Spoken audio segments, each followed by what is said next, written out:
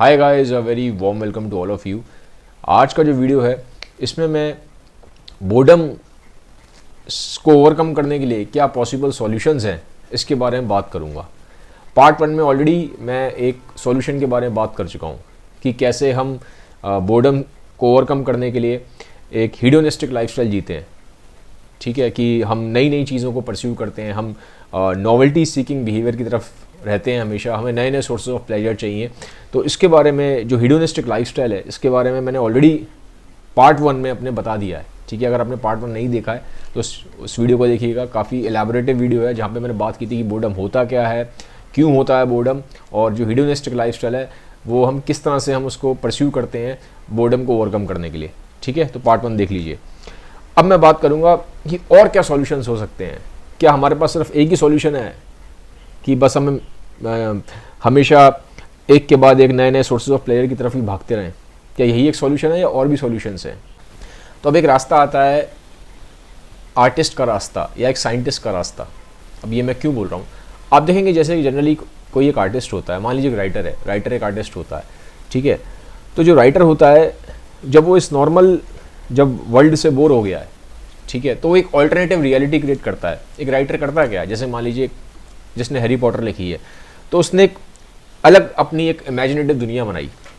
वो real world नहीं है लेकिन एक ऑल्टरनेटिव रियलिटी उसने क्रिएट करी। या आप देख लीजिए गेम ऑफ थ्रोन्स है।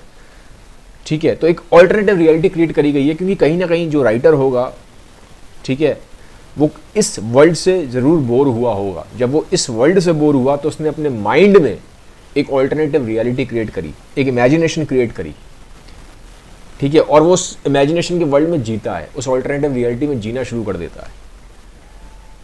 ठीक है, तो उससे क्या होता है, बहुत तक आपका जो बोर्डम होता है वो ओवरकम होता है।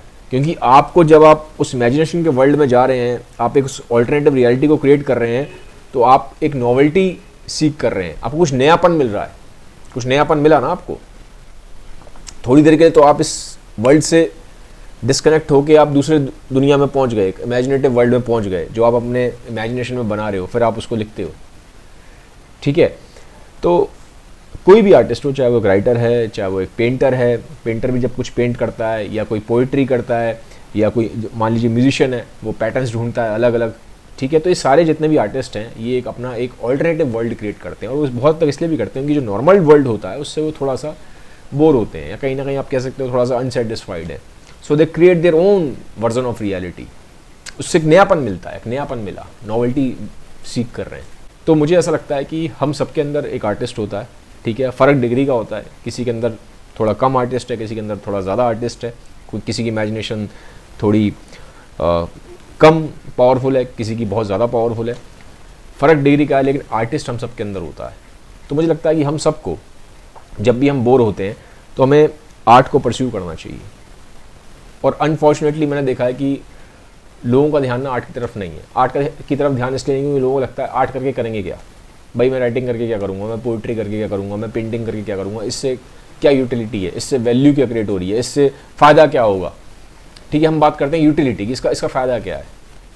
वो इसलिए क्योंकि हमारा जो वर्ल्ड है ना बहुत हाईली कैपिटलिस्टिक हो चुका है, और जब बहुत आप हाईली कैपिटलिस्टिक हो जाते हैं तो सिर्फ आप इसके लिए सोचते हैं कि भैया मैं ये काम करूँ क्यों, इससे इसकी यूटिलिटी क्या है, इसका फ़ायदा क्या है। अब जो यूटिलिटी वाला वर्ल्ड होगा वो तो सिर्फ चलता है प्रोडक्शन की तरह, वो तो आदमी को सिर्फ एक मशीन की तरह मानता है कि आदमी एक मशीन है, बस मशीन की तरह काम करता रहे, काम करता रहेगा, ऐसी चीज़ें बनाता रहेगा जो यूटिलिटी की है। भाई आपने मान लीजिए एक स्कूटर बना दिया, आपने एक कार बना दी, आपने एक एसी बना दिया, ठीक है, आपने कुछ भी बना दिया।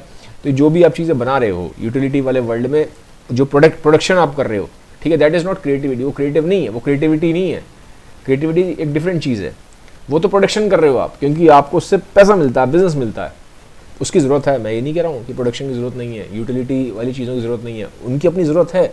बट आदमी खाली मशीन नहीं है, आदमी खाली कार में रह के या खाली आदमी एसी में रह के ही खुश नहीं हो सकता। ही नीड समथिंग मोर, ही नीड समथिंग मोर। उसकी अपनी एक इनर थर्स्ट भी है, इसके बियॉन्ड भी है, वो बियॉन्ड मटेरियल भी है, वो बियॉन्ड मैटर भी है।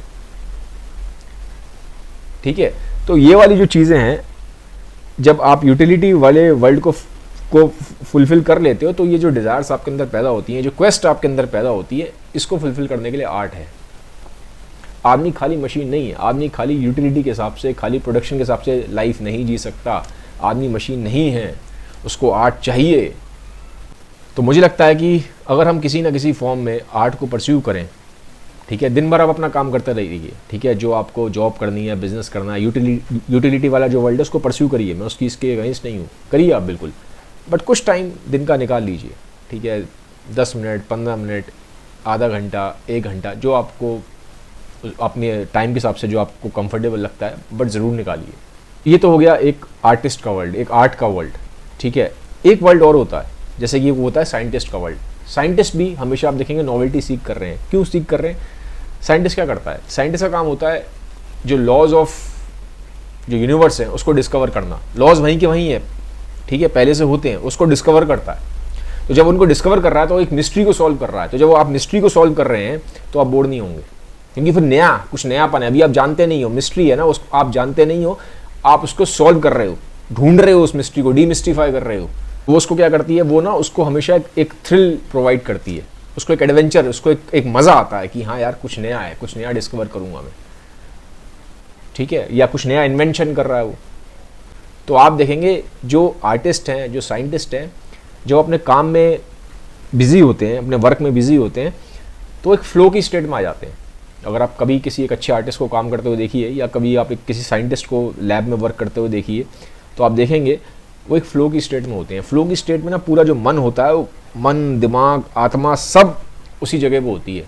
वो उसको दुनिया में और कुछ उस टाइम समझ में नहीं आता, वो सिर्फ़ और सिर्फ 200% अपने वर्क पे फोकस्ड होता है, बाकी वो दुनिया में सब भूल जाता है, भूख, प्यास, गर्मी, सर्दी सब भूल जाता है, ठीक है। तो ये बहुत तक एक फ़्लो की स्टेट होती है। तो ये था वे आर्टिस्ट और साइंटिस्ट का, जिससे आप फ़्लो की स्टेट में आते हो। अब एक तरीका और भी है जिससे हम बोर्डम को ओवरकम कर सकते हैं, ठीक है, उस मैं तरीके के बारे में बात करूँगा। वो तरीका है the way of the mystics, spirituality का पाथ। अब क्यों मैं बोल रहा हूँ स्पिरिचुअलिटी का पाथ या वे ऑफ द मिस्टिक्स? देखिए, अगर आप स्पिरिचुअलिटी की बुक्स पढ़ते हैं या अगर आप मिस्टिक्स के लाइफ के बारे में पढ़ेंगे, तो आपको दिखाई देगा कि वो इस चीज़ के बारे में बोलते हैं कि आदमी चाहे जो मर्ज़ी कर ले, चाहे वो कितना मर्जी सक्सेसफुल हो जाए, चाहे वो जो मर्जी हासिल कर ले, कितनी भी बड़ी सफलता की सीढ़ी चढ़ जाए, लेकिन उसके अंदर वो जो एक अंदरूनी एक प्यास है वो हमेशा रहेगी, क्योंकि वो जो प्यास है ना वो रूहानी है, वो आप ख़त्म नहीं कर पाओगे, वो स्पिरिचुअल क्वेस्ट है, वो आउटर वर्ल्ड से आप सेटिस्फाई नहीं कर पाओगे। तो उसके लिए वो कहते हैं कि बजाय आउटर वर्ल्ड को एक्सप्लोर करने के, बाहर के वर्ल्ड को एक्सप्लोर करने के, अपने अंदर के वर्ल्ड को एक्सप्लोर करो, क्योंकि उनका ऐसा मानना है, मिस्टिक्स का ऐसा मानना है कि जो है वो हमारे अंदर ही है। हैप्पीनेस भी हमारे अंदर है, पेन भी हमारे अंदर है, ठीक है, ब्लिस भी हमारे अंदर है, सफरिंग भी हमारे अंदर है, सब कुछ हमारे अंदर है। जो वर्ल्ड हमारे को बाहर दिखाई दे रहा है वही सेम वर्ल्ड हमारे अंदर भी है। तो कहते हैं रेदर देन हम बाहर की तरफ भागे, हम जो डायरेक्शन है वो अंदर की तरफ कर लें, ठीक है। तो ऐसा मिस्टिक्स का मानना है। अब उसका तरीका क्या है, कैसे हम इनर वर्ल्ड को अपने एक्सप्लोर करें? उसका तरीका है मेडिटेशन, ठीक है। जो पाथ है वो स्पिरिचुअलिटी का पाथ है, जैसे मैंने आपको बताया। तो उसमें मेनली मेडिटेशन आते हैं, कई तरह के डिफरेंट तरीके के मेडिटेशन होते हैं, वो डिपेंड करता है कि किस पर्सन को कौन सा मेडिटेशन सूट करता है, ठीक है। बट अब इस पाथ में एक चीज़ है जो डाउट मेरे दिमाग में आता है, क्योंकि मैं बहुत लंबे टाइम से स्पिरिचुअलिटी की बुक्स पढ़ रहा हूँ और मेडिटेशन भी मैंने बहुत ज़्यादा तो नहीं लेकिन किया है।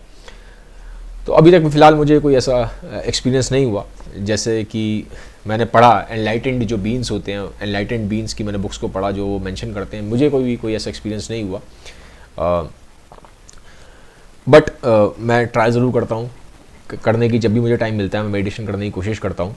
बट एक डाउट मेरे माइंड में हमेशा रहता है, माइंड में से इस वजह से रहता है क्योंकि जो मैंने आपको पहले के 2 पाथ बताए हैं, जैसे मैंने आपको बताया जो हीडोनिज्म वाला पाथ है, जहाँ पे आप बड़ी बड़ी गाड़ियाँ ले रहे हो या बड़े बड़े घर ले रहे हो, ठीक है, या फिर आर्ट का पाथ पकड़ लो जहाँ पे आप कोई आर्ट क्रिएट कर रहे हो, या साइंटिस्ट की कोई डिस्कवरी होती है, इन्वेंशन होता है।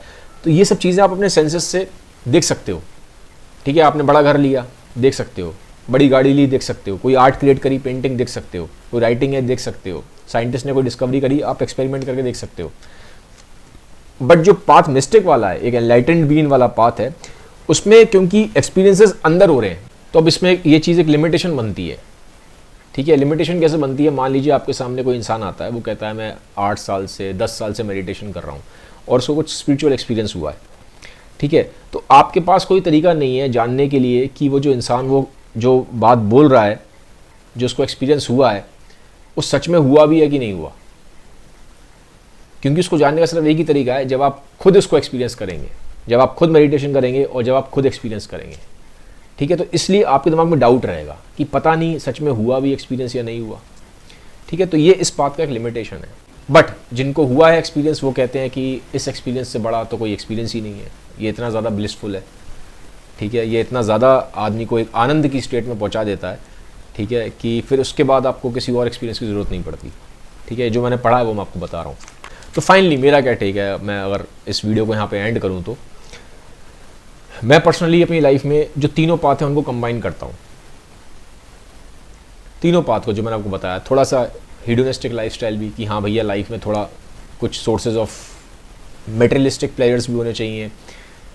कुछ मैं मानता हूँ कि अपनी लाइफ में मैं आर्टिस्टिक बेंड भी रखता हूँ, कुछ मैं साइंटिफिक बेंड भी रखता हूँ, और कुछ में जो थर्ड पाथ है मेडिटेशन वाला, जो मैंने आपको बताया स्पिरिचुअलिटी वाला पाथ, इसको भी फॉलो करता हूँ। तो मैं तीनों को कंबाइन करता हूँ अपनी लाइफ में, ठीक है।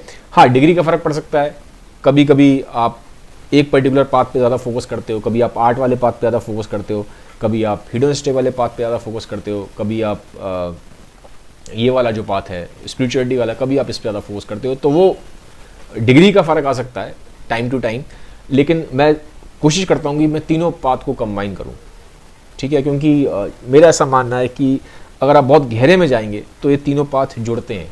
बहुत गहरे में मटेरियलिज्म और स्पिरिचुअलिटी अलग अलग नहीं है, ये जब आप डेप्थ में उतरेंगे तो ये चीज़ें जुड़ी हुई हैं, कुछ अलग नहीं है। तो मैटर में और स्पिरिट में कोई बहुत ज़्यादा बुनियादी अंतर नहीं है, एक गहरे लेवल पे दोनों जुड़े हुए हैं, ठीक है। ये दोनों एक दूसरे में आप कह सकते हो कि एक दूसरे से बहुत इनेटली स्ट्रांगली कनेक्टेड है, ठीक है। आप अलग अलग कर नहीं पाओगे इन्हें चाह के भी, वो इस तरह से डीपली एम्बेडेड है एक दूसरे के अंदर, ठीक है। तो मेरा ऐसा मानना है कि मटेरियलिज्म में और स्पिरिचुअलिज्म में बुनियादी तौर पे अगर आप एक चीज़ को अच्छे से जीते हैं तो आपको दिखाई देगा कि वो कनेक्टेड है, कहीं ना कहीं डीपली इंटरकनेक्टेड है। और फाइनली क्वेश्चन ये आता है कि जो मैंने आपको पाथ्स बताए हैं और जिनको मैं खुद भी फॉलो करता हूँ, क्या इससे मेरी बोर्डम ख़त्म हुई है? मैं ये नहीं बोलूँगा कि मेरी बोर्डम ख़त्म हुई है, ऐसा नहीं है कि आज मैं बोर्ड नहीं होता, ठीक है। आज की डेट में भी मेरे को बोर्डम आता है और कई बार आता है, ठीक है, और बहुत स्ट्रांगली फील होता है। बट हाँ, मैं अवेयर हूँ कि क्यों मैं बोर हो रहा हूँ और क्या सॉल्यूशंस होते हैं और जो पॉसिबल सॉल्यूशंस हैं। तो कम्प्लीटली बोर्डम को अपनी लाइफ से मैं हटा तो नहीं पाया हूँ, बट हाँ बहुत हद तक मैं इसको मैनेज करना सीख गया हूँ, क्योंकि मेरे अंदर एक अवेयरनेस आ गई है कि ये है क्या चीज़, क्यों होती है और क्या पॉसिबल सॉल्यूशंस हैं। तो ख़त्म नहीं कर पाया हूँ, लेकिन बहुत हद तक इसको मैनेज करना मैं सीख गया हूँ, ठीक है। तो इतना जो समझ में आया, लाइफ से जो जिया है वो आपको बताया है। बाकी आप मुझे कमेंट सेक्शन में बताइएगा कि आपका क्या टेक है इसके ऊपर, कैसे हम और क्या हमारे पास सॉल्यूशंस हो सकते हैं बोर्डम को ओवरकम करने के लिए। जो मैंने बताया है इसके अलावा क्या ऑल्टरनेटिव सॉल्यूशंस हो सकते हैं। अगर वीडियो अच्छा लगा हो सबके साथ शेयर ज़रूर कर दीजिएगा। Have a nice day, bye bye, take care.